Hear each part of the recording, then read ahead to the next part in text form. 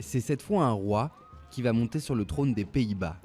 Après 3 reines successives, c'est donc le prince Willem-Alexander qui deviendra à 46 ans le 4e roi de la dynastie Orange-Nassau. Après 33 ans de règne, sa mère Béatrix a décidé qu'il était temps de passer le témoin à une autre génération.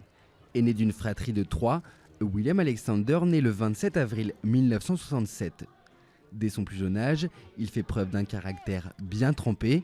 Ses études sont quelque peu laborieuses, il adore faire la fête, ce qui lui vaudra le surnom de Prince Pils, en référence au litre de bière descendu. Longtemps jugé immature pour accéder au trône, il obtient une maîtrise en histoire et commence peu à peu à révéler ses capacités pour représenter le pays. Son mariage en 2002 avec l'Argentine Máxima Zorrigueta n'y est sans doute pas étranger, car le couple a su gagner l'affection de tout un peuple. Je pense qu'il est très sociable, peut-être un peu plus informel que sa mère, et c'est un homme qui s'intéresse aux autres, des qualités qui, je pense, l'aideront à devenir un bon roi.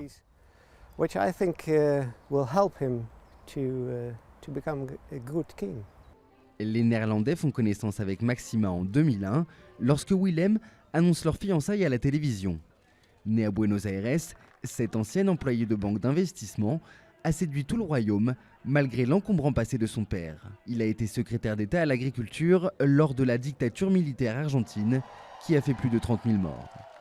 Dans un pays où les efforts d'intégration sont appréciés, elle a rapidement gagné en popularité en apprenant le néerlandais. À 41 ans, avec son large sourire, Máxima est l'une des personnalités les plus populaires des Pays-Bas. Elle est jolie, elle est spontanée, c'est une bonne chose.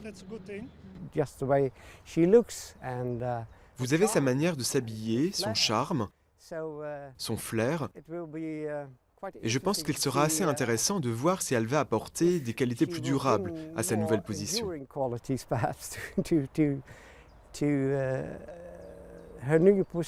Le couple royal a déjà assuré sa descendance. Ils ont 3 filles, Katharina Amalia, Alexia et Ariane. Aujourd'hui, ils veulent concilier tradition et modernité dans leurs nouvelles fonctions. Willem-Alexander Ier veut donner l'image d'un souverain accessible et authentique qui a pris ses distances avec le protocole.